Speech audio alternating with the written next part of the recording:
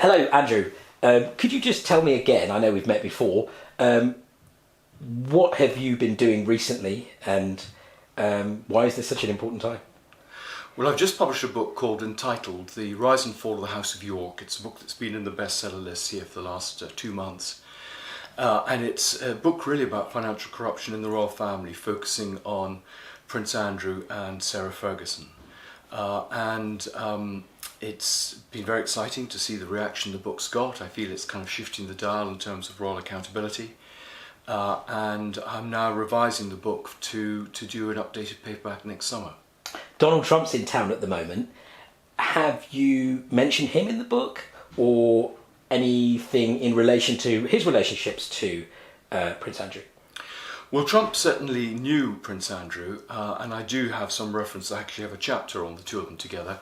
Some of it has had to be cut because President Trump just describes it as fake news. But it's all very well sourced. Plenty of evidence for the relationship between Trump and Andrew. I mean, they share their interest in golf, in sex, and in money. But Trump took exception to one or two of things in the book. So for an easy life, my publishers took some of that stuff out. Okay. Peter Mandelson, he left the ambassadorship last week. How does he look in your book? Well, Mandelson does figure in my book. I mean, he and Andrew knew each other. They're in fact involved in business dealings together. Much of that material was taken out, I think partly by the publishers, partly because we needed to make the book slightly shorter. I think they were worried that Mandelson might be litigious. They didn't feel it was strictly relevant to the story of Andrew and Sarah Ferguson. But now that Mandelson has been sacked, I'm hoping that we can restore some of that material to the paperback. A lot of that relates to their activities in Libya. It also involves Tony Blair. So I think it'll have to go through the lawyers once again. Can you tell me anything more about Mandelson's relationship with Epstein? In particular, what's been coming out recently, which is obviously not your work. Some of it has been done by Bloomberg, etc. Well, Bloomberg has done amazing work. I mean, I don't know where they've got these 18,000 emails, which is what led to Mandelson being sacked. But that clearly, shows the closeness relationship that Mandelson had with Epstein. We'd already had pictures of him choosing clothes in a boutique with Epstein. We knew he knew Epstein, but we didn't know the extent of that relationship, and that's now becoming pretty clear. It was very close. The birthday book, which again has been released by Congress, shows that Mandelson was describing as his best pal. So this is I think quite damaging. And of course Mandelson tried to introduce Epstein to Tony Blair, and so that's uncovering a whole new can of worms. What was the relationship between Tony Blair and Epstein? Did Epstein, for example, give money to some of Tony Blair's foundations? So I think that this story has a long way to run still. Have you found anything interesting at the National Archive, or, as you told me last time, is everything just off limits? Everything is closed at National Archives. I mean, clearly I'm dealing with living people, so it's more difficult. We're dealing with personal data and data protection. But I've been arguing for the last 4 years and have been trying to obtain these files, that the files about Andrew's time as a special trade envoy from 2001 to 2011 should be open. These relate to him as a civil service appointee, as someone who was funded by the taxpayer. These are not royal files. And these files, after 20 years, should be in the National Archives. So they've used every exemption possible to prevent me seeing them, from the fact that they've got so much that it's too expensive to look at it, to the fact they've got nothing at all. But I'm going to be campaigning now for a proper parliamentary inquiry into his time as special trade envoy, and for those files to be released, because what they will show, I think, is who was going on these trips. For example, people like Jeffrey Epstein, who were not part of the original party, who they were seeing and what they were doing. Because the evidence I'm getting from the people I've talked to, and they include ambassadors who were dealing with these visits, is that Andrew was doing business for himself on the side. And doing work promoting, for example, Jeffrey Epstein, a business advisor of his called David Rowland, and this was not about promoting British trade, it was about lining his own pocket. Without wanting to get distracted, it's one thing to call for an inquiry. Do you think the current law, particularly these exemptions, should be changed? And given your experience, you must have read every different type of exception going. What are the kinds of changes do you think that would work? Because it feels as though people are exercising discretion quite a lot here. Well, we have a Freedom of Information Act. The problem is it's not being properly implemented. The problem is that public authorities are circumventing it, and the regulator, the Information Commissioner, is not being tough enough in terms of imposing penalties or forcing them to disclose information. So the teeth are there should the Information Commissioner wish to use them. So the battle is really to persuade them to do something. The problem is the funding of the ICO is done from the Cabinet Office, who are also responsible for FOIO. So what they've been doing is starving the ICO of funds, getting them to focus on data protection rather than freedom of information. And they haven't got the resources to investigate these cases. A lot of people are moving to the private sector, which of course is better paid dealing with data protection.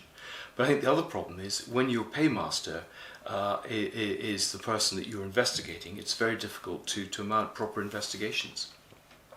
Are there any, I'm going to say, other crusaders in the world of freedom of information? Because I know I've been frustrated at times when I've sent things off and got no answer.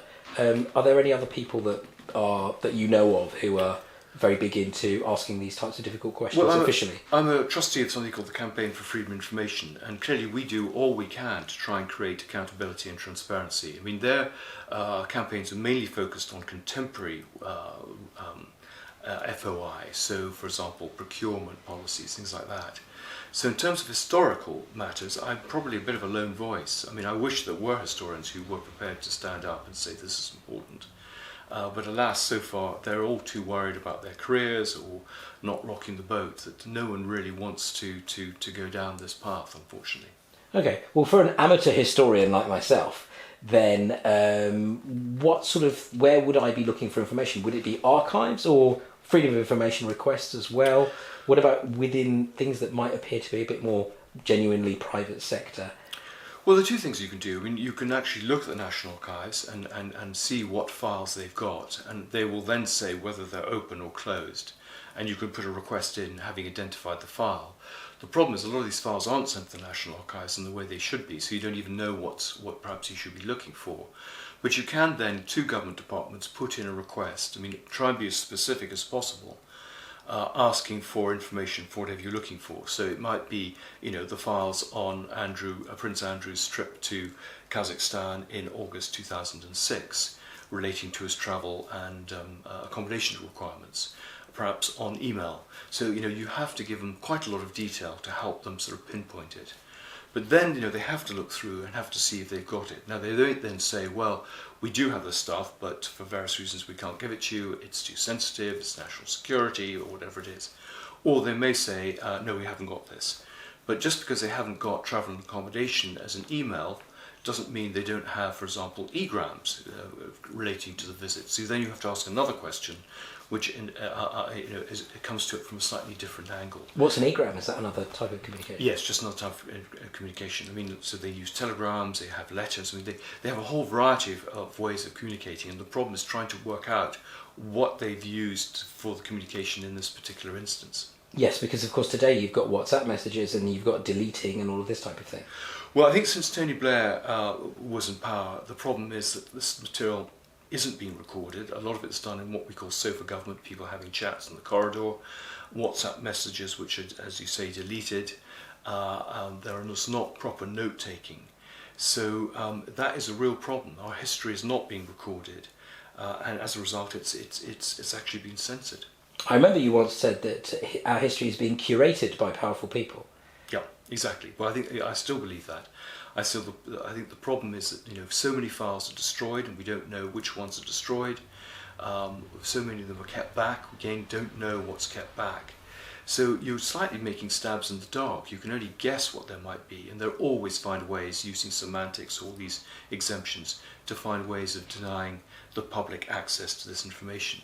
And the problem is the governments rely on the trust of the population, and if they lose that trust because they're not accountable and transparent, then democracy begins to fail.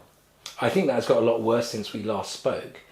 Another question in terms of your investigations, how do you stay organised? What kind of organising principles do you have for the ocean of information that you face in all directions?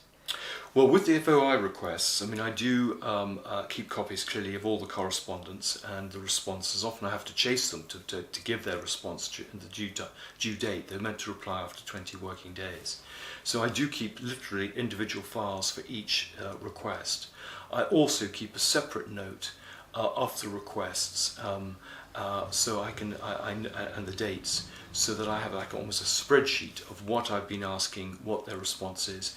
If their response is negative or gives me some clues about how I can pinpoint it a bit more, I can then slightly refine the request and come back to them again.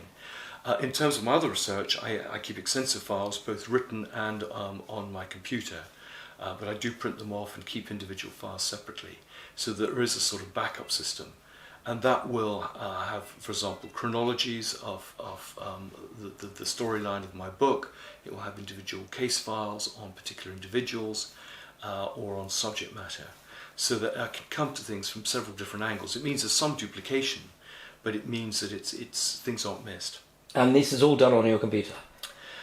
Yes, it's got backup. It's got backup elsewhere. So if there is a problem, if there's a burglary, for example, and hard drives are taken, or if there is a fire, or any of the things that might happen, there is a backup somewhere else. And do you have to do ultra-journalistic source protection, etc.? Because you've obviously got your sources.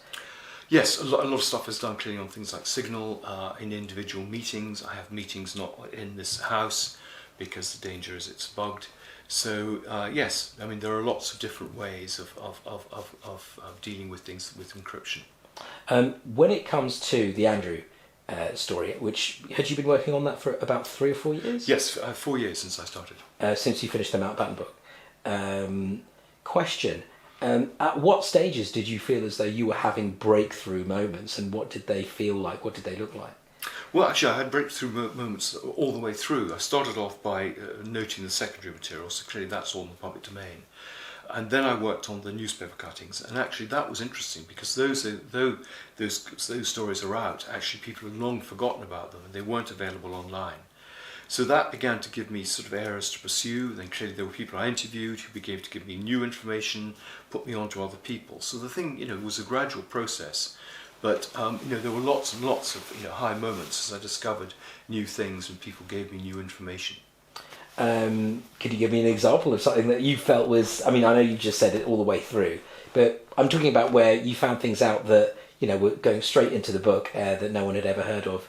Or maybe things that you thought were important at the time, but then afterwards got superseded by other things. Well, one of the stories which has hardly been reported at all is the fact that Newsnight interview, which was so famous in bringing down Andrew, was actually originally a Panorama interview. I mean, it was Panorama with a small office in Northern Ireland that had done all the research, had done the interviews with Virginia Giuffre, and wanted to give the palace a right of reply.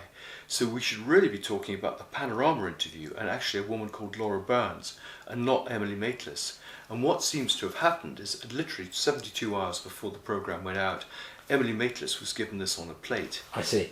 So, I mean, that was a very exciting moment because that's clearly a very different story to the narrative. And Maitlis and Sam McAllister and others have made reputations on the back, I would argue, of something that wasn't entirely true. But, clearly there was new material coming from ambassadors of some of the terrible things that Andrew had done, trying to flog his house when he was seeing rulers in the Middle East, taking bribes, having prostitutes sent in to him on an official trip in Thailand. So, time and time again, having stuff on the record from people was very exciting. Slightly more frustrating is getting hints of stories, but only second-hand and not being able to stand them up. So there were an awful lot of sort of red herrings or investigations that so far have led nowhere because I couldn't get, the verifiable proof. Was he appointed to the business department around 2010? He went as a special trade envoy in 2001, and he lasted until 2011. Okay. And did Ghislaine have any kind of involvement in any of that? Because I feel like I just remember once seeing a Channel 4 news skit, a little tiny bit of B-roll, and I'm pretty sure I saw her there, but I couldn't verified? Well, I mean, Ghislaine may well have been on some of these trade trips. We just don't know because we don't know who went on them. But she certainly was very close, clearly, to both Epstein and to Andrew. They did business deals together. She was a procurer for both men in terms of providing women. She was the great networker that in some ways created a lot of their contacts. So, yeah, she's a key player in this. And if she was ever to write a book or to give a very, shall we say, an honest interview, that would be pretty sensational. I mean, she knows where all the bodies are buried. How do you feel about the head of the FBI saying that Epstein trafficked all of these women just for himself? Because that's actually what he said a couple of days ago. Well, we can't believe a single thing that Patel says. Patel is a placeman. He's been put there as a yes man by Trump. We know that the Epstein files have extensive references to a lot of people. We know from the black book that Epstein had all the range of contacts. We know from the victims. So this is just a giant cover-up. But the problem is that the lies are being caught out of people like Bondi and Patel and indeed Trump. And I think they will rue the day that they weren't honest to start with. I've heard the expression victimless crime. Not that I necessarily believe in that, but they're trying to say that we've got basically none of the client list seem to appear. Well, lots of people have been named. Sarah Ransom is named, for example, Richard Branson, Bill Clinton, a man called George Mitchell was a politician. I mean, there are lots of names in the frame from the victims, and the victims have said that they will give these names to Democrats to give under parliamentary privilege on the floor of the House. So these names will come out, and I think it just needs journalists to begin digging. But these people were on the Lolita flights. I mean, people like Clinton can't deny that. And though he claims it was all about his foundation, we have pictures of a woman giving him a massage. So I think this is just the tip of the iceberg, the whole story of Prince Andrew. He's low-hanging fruit, he's an easy target, he's not someone that is going to defend himself. And clearly other people have been much more vociferous, people like Alan Dershowitz, who again is very much in the frame, as one, or had a libel case that was brought against Virginia Giuffre she dropped. But that doesn't mean that Alan Dershowitz isn't completely innocent. Did you have much contact with Virginia Giuffre? I didn't. I mean, some of my sources clearly had, but I didn't speak to her directly. But I mean, quite a lot of her testimony is clearly out there. I did talk to her lawyers, and clearly had other sources which I couldn't identify in the book. What do you think it was that meant that it took so long for Mandelson to go? Was he there 7 or 8 months? I think he was appointed in December and left a couple of weeks ago, or a week ago. What do you think it is that drives him being allowed to stay for so long when so much information was out there? Is it, I don't want to put words in your mouth. The killer thing for Mandelson was the release of the birthday book, showing how close he was to Epstein. We knew that they were friendly, but he had managed to talk his way around that, clearly when he went through his initial interviews for the job. I think also the press was kind of focused on other issues. People like Keir Starmer clearly knew that there was more to the story than clearly had come out, but they were prepared to wing it in the hope that it didn't come out. And it was only when it did come out, because of this birthday book, that they were forced to act. I think without this birthday book, Mandelson would still be in office. And the birthday book, is it Wall Street Journal? How has this come into the public domain? This is what confuses me. You have this whole idea of things being sealed and unsealed, and the timing of these things and who it is that actually gets their hands on it. I don't really understand how this works. I'm sure you're much closer to seeing this stuff. Do you ask any questions about this? How does it work? Well, there is a drip of information. I mean, no one knows where this 18,000 emails that Bloomberg have got hold of, which was some of the incriminating material against Mandelson. Clearly, some stuff we do know about. I mean, there are files that have been released by the Epstein estate, and I think that's where the material came from for the birthday book. There's material that clearly with the government, which is now the government has been forced to disclose, even though it's been clearly weeded of any references to people like Trump. You're talking about archive stuff? Yes. So, I mean, the files were, for example, captured by the FBI and went into the archives. So, I mean, in the stuff of the Department of Justice, there are files that were used to bring cases against Epstein or in libel cases. So there's a lot of material out there. As you say, sometimes this material is sealed. It may be sealed, for example, because it's part of a divorce case. It may be sealed because the case was dropped and settled. It may be because it just does that mean used. does that mean it's sealed in the interest of the victims or the interest of the supposedly innocent person who paid somebody off? Well, if they've been paid off and the person drops the case, then the case doesn't go ahead and the material isn't released, and that's clearly why people do pay victims off. So that's, justice hasn't been served, but sometimes these victims don't want to go through the whole hassle of a court case where their reputations are trashed. There's a risk they may lose with high court costs. So it's a very attractive proposition to settle, and that's clearly what a lot of these very powerful and rich people and institutions are doing. And that's happened also with some of the cases like Barclays and JP Morgan, that when cases are brought, they don't want the dirty washing out in public, and so they just do a deal behind the scenes. Well, I guess that if you were to have an inquiry, there would be the question of the scope, but were there to be one, then the person running it would potentially have a license to have a look at these things that we know exist but are sealed? No, I don't think you could look at the material that's sealed, which is quite a separate case, but I think what you could do is get people to come and give testimony on oath. So the people who may have spoken in these sealed depositions will have to speak again, and they'll have to tell the truth. So that would be a way of getting the material out separately. I attended the Barclays CEO Jes Staley's hearing at it was a tribunal because the Financial Conduct Authority had said you were emailing and much closer to Jeffrey Epstein than you'd originally portrayed yourself as being. And there were emails that came out from the Epstein estate that showed that Staley was very close to Epstein, as well as Mandelson. And you just kind of get the impression that there's people who hold a lot of sway when it comes to decisions that we don't really get told about. And it's just so long between them doing it and us finding out.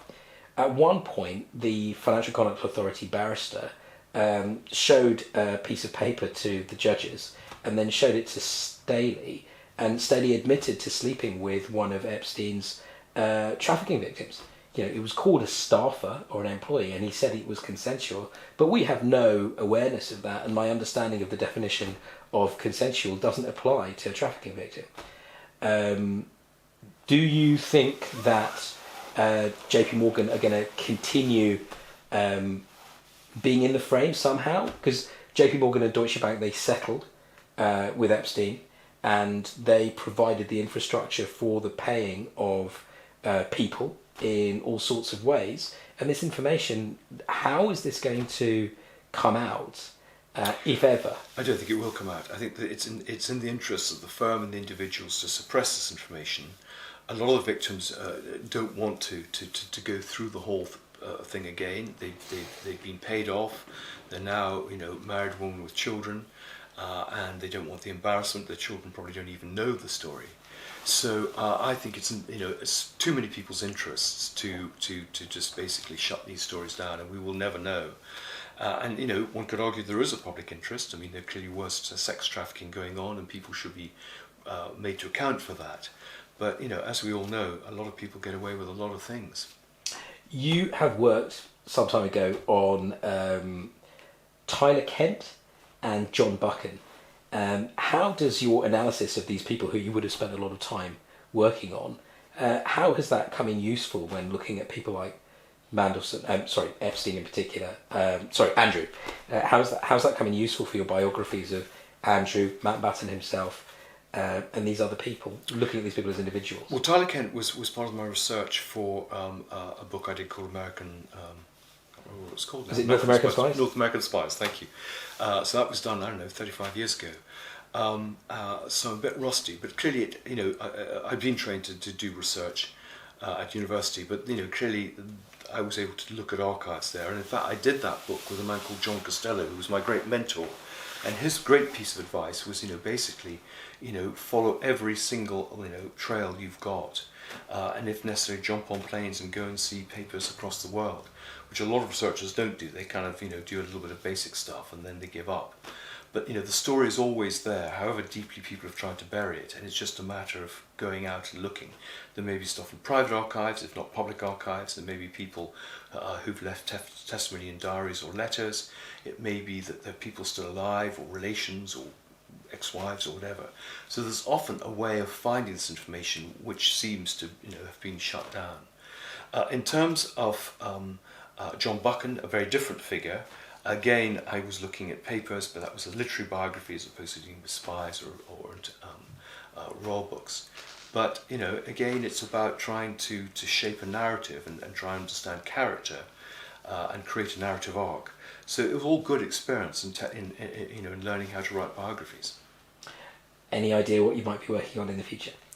Well, I hope to do a book on Prince Philip next, because I think he is a very unsung hero of the royal family.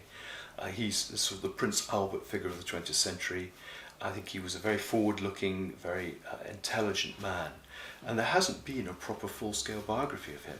I think one of the sad things is he's destroyed many of his papers, and the books we've had have been rather sycophantic books, which haven't really sort of stood back and looked at him in the context of the changing monarchy and his relationship with the Queen. But he's now been dead a few years, so is she. Maybe people will be prepared to talk a bit more, and we'll be able to judge this man properly. So, I'm hoping that that will be quite an interesting exercise. Okay, and when you said jumping on planes and looking at private archives, do people say no? Yes, of course. Of course, people do refuse to talk to you. So when I did the Prince Andrew book, I approached about 3,000 people, and 2,700 didn't reply or said no. And there are lots of reasons for doing that. People don't want to get involved, people have signed NDAs, ambassadors say, I'm Her Majesty's ambassador, I feel this is material I picked up in the course of my job, I shouldn't be sharing with you. People feel this may be scandal mongering. There are lots of reasons why people don't talk. They may be scared, and one has to respect that decision. But it's good if people do talk, because this is in some ways the first recording of history, and history could be lost if these people didn't talk. Who is Lynn Forrester de Rothschild? Because I understand that she is instrumental in some ways to do with the relationships between Andrew and Mandelson. Yes, she's a very interesting figure. She was married to Evelyn de Rothschild. The two witnesses at the wedding were Mandelson and Prince Andrew, so it shows how close they were. I mean, she's a great fixer. She's married well. She's always been involved with rich and powerful people. She's a bit of a networker behind the scene. And time and time again, I came across her name. She was one of the people, for example, who was offered her flat in New York to Andrew, so he didn't actually stay with Epstein. The attempt was to try and draw him away from that circle, which they saw wasn't good for him. She was very much involved in trying to push him in New York society, to raise his credentials as a serious player after this reputation for being a bit of a sort of playboy. So she's a very important figure behind the scenes, but like lots of those figures, very, very difficult to pin down. Speaking of very difficult to pin down, have you come across any of the theories on the internet about Brigitte Macron? I have seen the theories. It's not something I've really given much thought to. YouTube made a suggestion to me, so I watched the series by Candace Owens, or at least I watched the last one. She didn't just say that Brigitte Macron is a man, because a while ago she said, I'm staking my whole reputation on this. 6 months later she said, here are my shows. You can't at the end of that say she's a man, because you said that already. So she said, she's not just a man. It would be okay if she was just a man. She is Emmanuel Macron's father. And the amount of speculative, circumstantial evidence that she put forward was remarkable. Gosh, that's interesting. But I think she's being sued, isn't she, by the Macrons? So it'll be interesting to see what happens there. And of course, we have privacy laws. But yes, I think it's fascinating. I mean, that's an extraordinary story. If they thought that story wasn't going to come out, they seem to be saying that Emmanuel Macron is married to his father, and that his father is in fact a Rothschild. They're trying to say that, that kind of thing, that her real name is Jean-Claude, and they try to sort of imply that the Rothschild commit incest, and that this is what's going on. And I was quite shocked that this went out even on YouTube, because things get censored and blocked and things like that, and the papers don't mention the fact that someone with such a big profile is talking in these terms. Gosh, well, that's interesting. No, I mean, history is full of surprises and full of, secrets. And that's one of the fun things, trying to uncover these secrets. But of course, one has to be careful because of libel laws and conspiracies and AI changing things. But I mean, well, we'll see what happens with the case. Thank you very much. Thank you.